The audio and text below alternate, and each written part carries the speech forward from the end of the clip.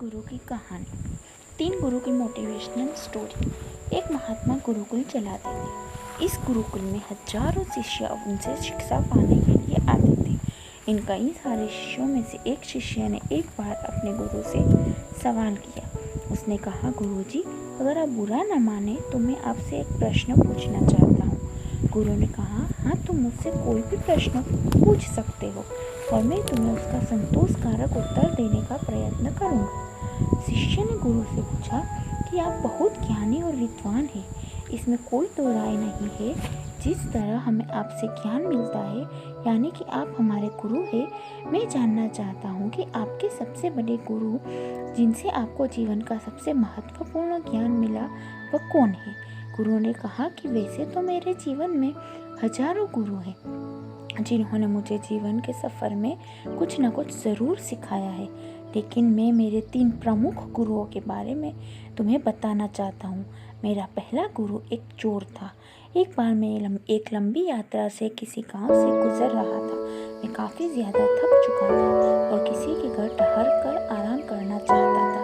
एक गांव के पास आने पर मुझे एक आदमी दिखा, तो मैंने उससे पूछा कि मुझे उसके गांव में कहीं पर आराम करने के लिए आश्रय मिलेगा कि नहीं। उस आदमी ने अपना परिचय देते हुए मुझे कहा कि वह एक चोर है और इस गांव में ज़्यादातर लोग नास्तिक हैं, इसीलिए कोई भी मुझे वहां आश्रय नहीं देगा। साथ ही उसने मुझे कहा कि अगर मैं चाहूँ तो उसके घर ठहर सकता हूँ। मेरे पास और कोई दूसरा रास्ता नहीं था, इसीलिए मैं उनके साथ उनके घर चला गया। उसने मेरी अच्छे से सेवा की, मुझे खाना पीना और आराम करने के लिए बिस्तर दिया। रात होते ही वो बोला कि मैं चोरी करने जा रहा हूँ, आप अपना ध्यान योग करते रहिए, मैं सुबह वापस आ जाऊँगा। सुबह जब वो वापस आया तो मैंने उससे पूछा कि उसे कुछ मिला या नहीं। उसने मुझे जवाब दिया कि आज तो मुझे कुछ नहीं मिला, लेकिन ज़रूर आगे कुछ ना कुछ मिलेगा। भगवान ने मेरे लिए कुछ ना कुछ सोच कर रखा होगा। एक के बाद एक कई दिन तक मैं उनके साथ रहा और उन दोनों दिनों से कुछ भी चोरी का सामान नहीं मिलता। फिर भी वह भगवान से अपनी आस लगाए रहता है और यह उम्मीद बनाए रखता है कि उसे जरूर आने वाले दिनों में कुछ हाथ लगेगा। इस तरह चोर के रूप में मेरे पहले गुरु ने मुझे यह सिखाया कि हम जिस भी रास्ते को चुन कर उस पर चलने लगते हैं, फिर चाहे जो हो जाए, हमें उस रास्ते को और उस विश्वास को कि एक दिन हमें मंजिल मिलेगी कभी नहीं छोड़ना चाहिए। वह दिन है और आज का दिन है। तब से मैंने कभी अपनी ध्यान और भगवान की भक्ति नहीं छोड़ी। मेरा दूसरा गुरु एक कुत्ता था। एक बार मैं किसी जरूरी काम से काफी दूर का सफर कर जंगल से गुजर रहा था। लंबे सफर के चलते मुझे बहुत ज्यादा प्यास लगी, इसीलिए मैं वहां पर एक तालाब के पास जाकर पानी पीने लगा। उस तालाब के पास एक कुत्ता पहले से पानी पीने के लिए आया हुआ था। कुत्ता जैसे ही पानी पीने के लिए तालाब में अपना मुंह चुकाता था, उसे उसका ही प्रतिबिंब पानी में दिखता। उस प्रतिबिंब को वो दूसरा कुत्ता समझकर डर जाता और पीछे हट जाता। कुछ समय पीछे रहने के बाद कुत्ता फिर से प्रयास करता और फिर से डर के पीछे हटता।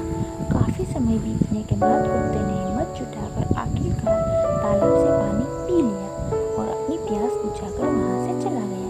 मेरे उस दूसरे गुरु ने मुझे सिखाया कि जीवन में चाहे जितनी बड़ी समस्या या मुसीबत आ जाए, अगर हम उससे जूझते रहेंगे, लड़ते रहेंगे, तो उसे जरूर हराने में कामयाब भी होंगे और तभी हमें सफलता मिलेगी।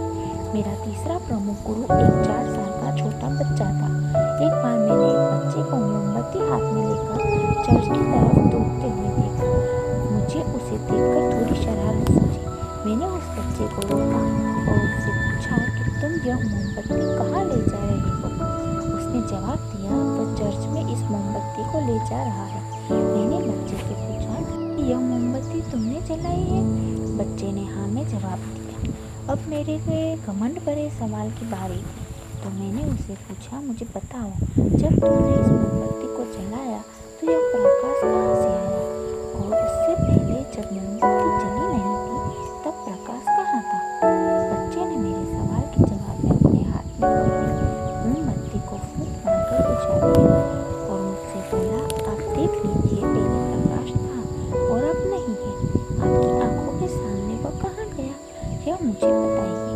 मेरे उस छोटे से गुरु ने मुझे उस दिन सिखाया कि आप चाहे जितने विद्वान हो, आपने चाहे जितना ज्ञान प्राप्त कर लिया, आपको हमेशा विनम्र रहना चाहिए, कभी घमंड नहीं करना चाहिए। दोस्तों, छोटी सी ये मोटिवेशनल कहानी हमें सिखाती है कि जीवन में चाहे फिर वह शिक्षा हमें कहीं से भी मिले, किसी से भी मिले, इससे कोई फर्क नहीं पड़ता। फर्क पड़ता है हमेशा विनम्र बने रहने से और कभी घमंड ना करने से। अगर वीडियो अच्छी लगी हो तो लाइक, शेयर और सब्सक्राइब जरूर।